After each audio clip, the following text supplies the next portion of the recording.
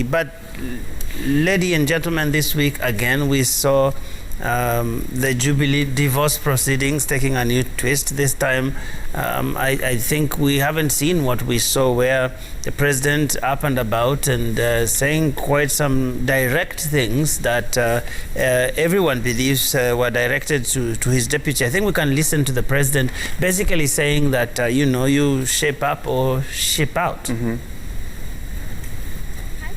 Justice James Kamau. Unakuja unasema kwa mdomo moja serikali ni mbaya, alafu kwa mdomo mwingine ati tumefanya kama serikali. Kwani serikali ni ngapi? Mnajua serikali ngapi Kenya hii? Ni moja ama ni mbili? Si ni moja? Si ni moja? Kama unataka uzuri wake, kae naye.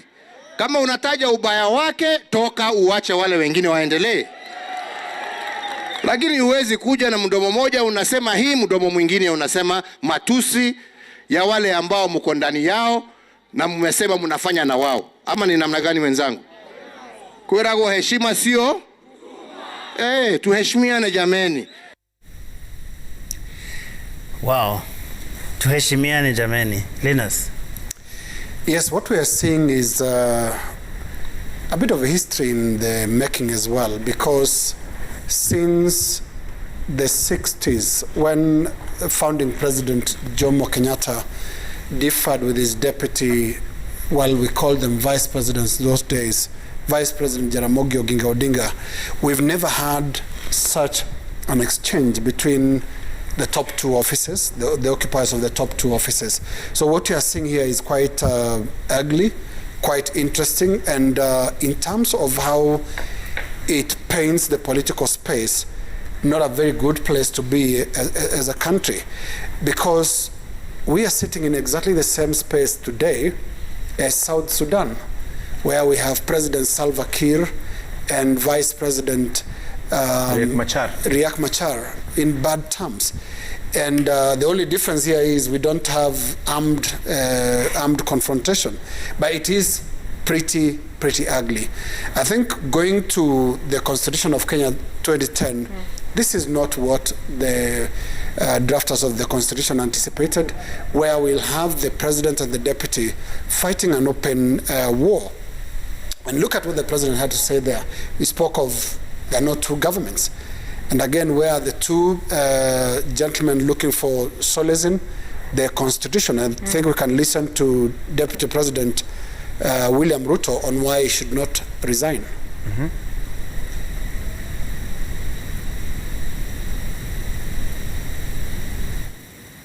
And going forward, there is absolutely no contest. And I respect the decision of the president, and the president calls the shots. He is in charge, and he takes all decisions.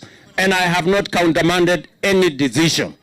And I will continue to work as Deputy President of the Republic of Kenya, because that is my place in the Constitution. And we want to tell our competitors, do not bring confusion into our government. We know where we are going, we know where we are, and we know how to get where we are going.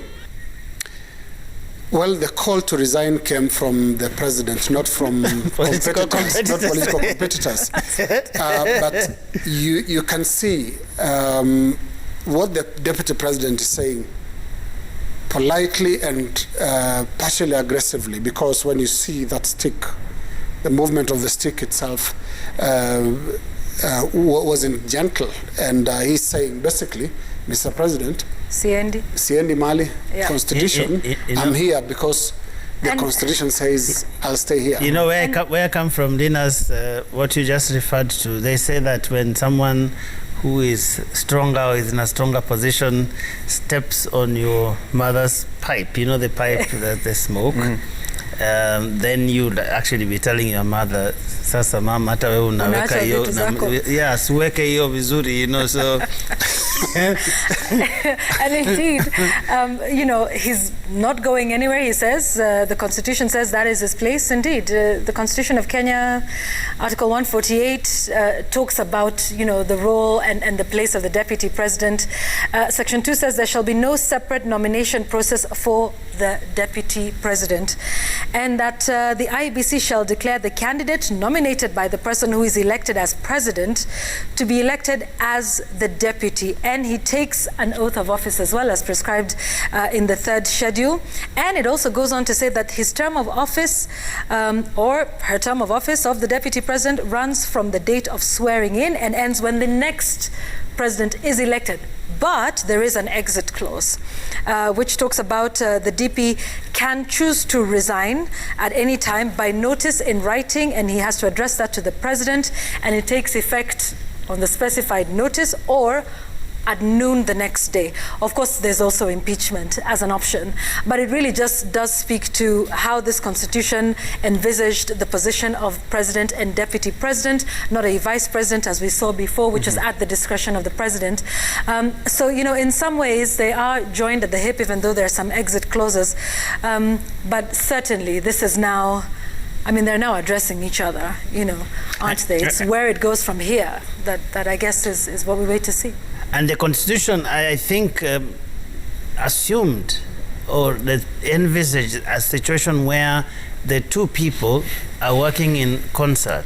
That because they have been the President elected, actually nominates the presidential candidate, picks his running mate. Exactly. He doesn't run solo and then comes to pick, a deputy or a vice thereafter. Yeah. So it is assumed that when you pick somebody, that it's people, someone So it doesn't help. It doesn't help that this is a constitutional office to the extent that it is provided for specifically in the Constitution, but it doesn't help that it's not given real things to do, which is why you hear him say, even his decision to give those roles that he's talking about, it's really not specified. Just saying that he's a principal assistant to the President. So there's a sense in which is a very key function, the framers of the Constitution did not anticipate a situation where they clearly did not, a situation where the President has a problem with his deputy, because there is actually no recourse for the President if he has a problem with his deputy, notwithstanding the fact that he's the one who picks. And that actually in our context where alliances are made to be broken, it actually can be a problem. Yeah, you see, what the Deputy President exercises is delegated functions from the President. So if you're in good working terms with the President, then the Deputy President is visible, is busy, is undertaking key government functions, like we saw between 2013 and 2017. But when there's a fallout between the President and the Deputy President, then it means that the President can choose to hold back the functions that he was delegating to the Deputy in the first term and assign them to somebody else as he wishes, because at the end of the day he has executive authority, so to say. But what we are seeing is a clear fallout between the two leaders, the President and the Deputy President. However, if you contrast the 2010 Constitution and the previous Constitution, these obviously would not have happened during the, let's say, the Moi days or the Kibaki days or the Kenyatta days, because at that time the President had power to fire his Vice President at that time.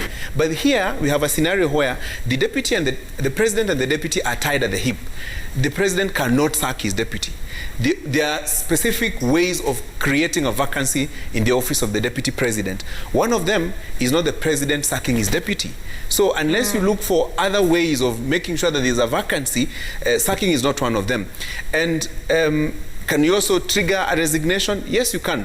Frustrate the occupant of the office of the Deputy President in such a way that and hope that he or she will resign. Well, from the statement we've heard today, or cause the exit via an impeachment. But here too you have to get the requisite numbers in the National Assembly and in the Senate. You're talking about 2/3 in the National Assembly and 2/3 in the Senate. For purposes of illustration, in this case you're talking about 233 in the National Assembly and 45 in the Senate. In the Senate, yes. Those numbers are hefty.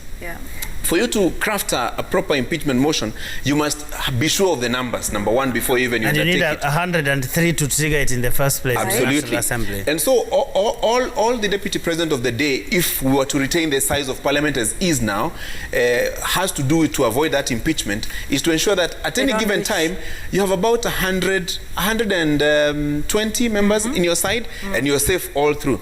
But it is also possible to have a big office, but without functions, so to say. And the frustration can be real. But also flip the coin. What if the deputy president was to resign? What does he lose? There's some certain powers and privileges that he enjoys today that he wouldn't enjoy if he exits office. And so it would also make him susceptible to quite a number of things, you know, prosecution here and there, if there is sufficient evidence to link him to one crime or the other.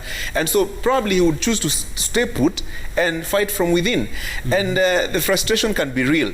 There's a soundbite that the deputy president made in Isiolo that even though some of the functions that I used to undertake have been zimepewa mtu mwingine, and it is possible to see where zimepewa mtu mwingine. Executive Order number 1 of 2019 created the Cabinet Committee on Development Communication that is chaired by Dr. Fred Matiang'i. You can see a good chunk of the functions that the deputy president used to execute in the first term are now executed by that committee headed by Matiang'i. So it tells you there's a shift in terms of power, so to say, in terms of what you call the executive power. And politically, does it mean anything? I think it does. Yeah, and Linus, we need to go for a break, but today, I mean, a meeting, a high-profile meeting, you know, presided over by the president, but his deputy conspicuously missing. Yes, and it comes only a few days after the very public sort of exchange, spat, yes. the public spat. We expected that things can only get worse. But I also wanted to just say we need to look at the context around which these two leaders are finding themselves in. They're the first pair to occupy those offices under the current constitution. Now, a few things must be said. One, we borrowed heavily this arrangement from the American system. Now, this arrangement